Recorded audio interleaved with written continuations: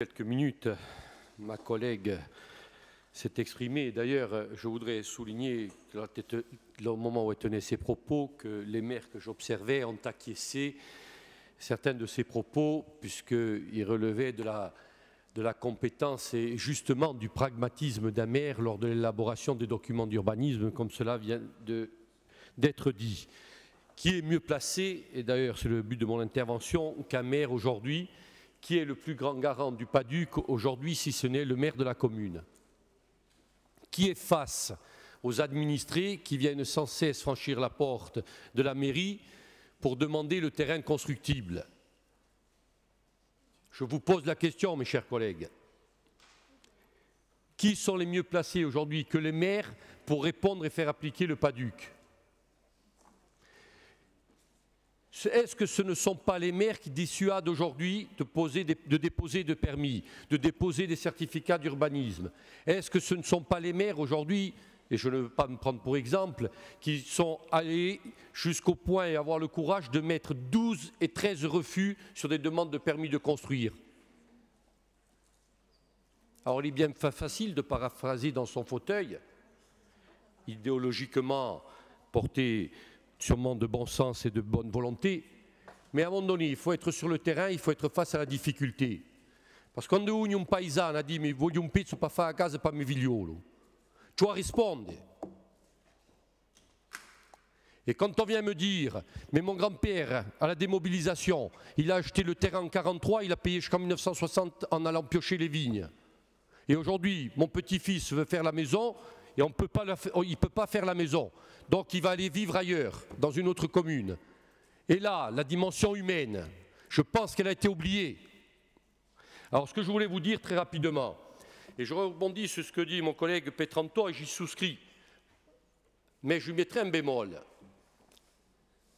Quand on dit, mais les hameaux anciens ou nouveaux, avec le jeu de mots de mon ami Chico, quand ici c'est en ESA, tout le tour d'un village est considéré en ESA puisque c'était des jardins anciens cultivés. C'est vrai, alors on ne sait plus ni moi. Ma prochaine vocation, je la connais, je vais ouvrir un magasin au village di Rustaggi e di Zappone. Je pense que je veux fermer le soir même ni monada compra, avec des gouvrantes. Alors là, quand on me parle de revitalisation de l'intérieur, et qu'il y a 4 permis au village qui sont refusés, de gens du village sur leurs terrains familiaux, mago mouvem.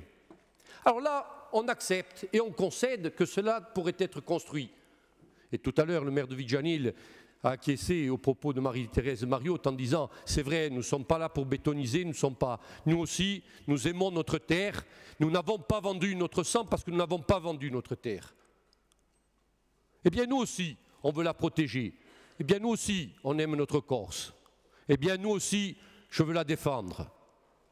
Mais à un moment donné, je crois qu'il y a une hypocrisie. Quand certaines terres n'ont pas été mises en ESA, et aujourd'hui, on vient nous dire « ah non, mais c'est vrai qu'ici, on pourrait construire, mais il faut compenser par des ESA » qui ne le sont pas actuellement. Là, il y a une véritable hypocrisie. Et c'est en ce sens-là que l'artificialisation de certaines terres, alors on peut le regretter, je suis le premier à le regretter. Dans ma tendre adolescence, je me promenais dans des endroits et je traversais et j'ai vendangé dans des vignes. Aujourd'hui, il y a des maisons. Oui, je le regrette. Même quand je me déplace en voiture dans ma commune, je me dis, ah oui, c'era vigno runtale, è morto, non c'è più niente, c'è 3 case. Voilà, on le regrette, c'était mieux avant. Eh oui, mais la nostalgie du temps passé, on va la garder pour combien de temps encore? Donc aujourd'hui, toutes ces terres artificialisées, et c'est là où est le problème pour les maires. Et je parle pas ce n'est pas le maire de Père qui parle, c'est l'ensemble des maires. Je pense, je ne m'en fais pas le porte-parole, je ne suis pas missionné, mais quand j'en discute, et je parlerai essentiellement pour quelques maires de la CAPA et d'autres maires amis, et certains siègent ici, mais aujourd'hui, ces terres artificialisées ne devraient pas rentrer dans le comptage des ESA. Elles ne devraient pas. Au Ramail, ce ne sont plus des ESA. Et quand je vois encore aujourd'hui la carte des ESA du PADUC, où je vois sur des maisons, des piscines, des parkings, je vois des ESA. Donc, si nous sommes aujourd'hui pour débattre de cette nouvelle procédure de modification, comme le disait Valérie Bozzi, maître Valérie Bozzi, c'est bien parce qu'il y a eu, à un moment donné, usurpation sur la cartographie. Et le tribunal administratif, aujourd'hui, a jugé. Il ne faut pas en faire fi. Et ce n'est pas pour le plaisir de contester quoi que ce soit. Mais quand vous voyez que sur un parking d'une pharmacie, c'est un ESA, andrete voi a pianta et a pona. Et j'achète la récolte avant la production. Donc, encore une fois, je crois qu'il y a un équilibre à trouver. Mais ce que je veux dire, c'est qu'à un moment donné, il y a le nombre d'hectares d'ESA, suite à l'erreur de la cartographie, est erroné. Voilà ce que disent les maires. Ce n'est pas pour consommer, pour satisfaire, ce n'est pas pour bétoniser, ce n'est pas, ne croyez pas. Je pense qu'il y a une certaine conscience politique et les maires ont une certaine valeur. Ce n'est pas électoralement pour gagner quelques voix. Mais bien sûr, comme nous le faisons tous dans l'hémicycle ici, eh bien, c'est le Zippo Aragna, c'est même Aragna, qualcosa, d'une manière. Mais quand les gens viennent vous voir et vous disent « Mais j'ai 3 parcelles ou 4 parcelles de terrain sur ma commune et aucun de mes enfants ne peut faire une maison. Je ne demande pas le terrain constructible, je demande à ce que mon fils puisse avoir un permis chez lui, sur sa commune. » Qui est là pour répondre? C'est le maire qui répond et qui se fait apostropher dans la rue et à chaque manifestation et au village.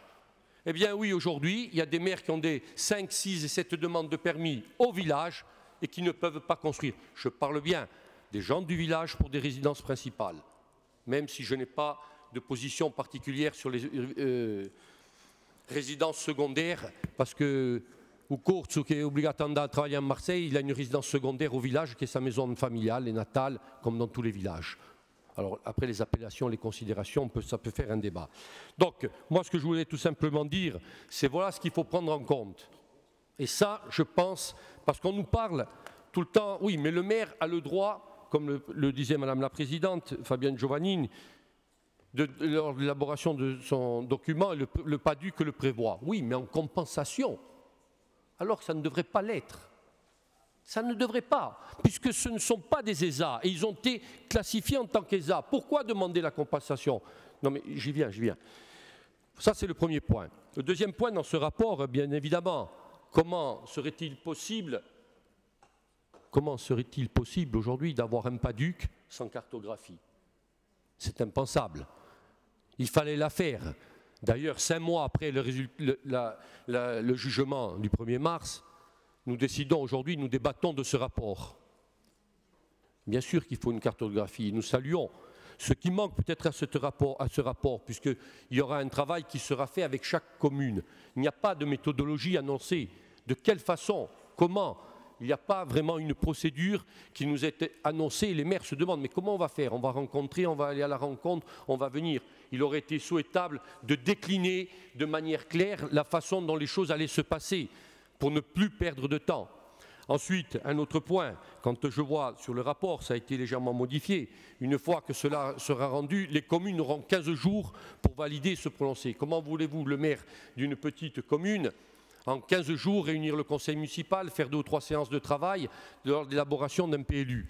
Il faut quand même le temps de travailler, d'observer, de voir ce qu'il y a à faire. Donc, je pense que là aussi, il faut prendre en compte le travail terrain, réellement.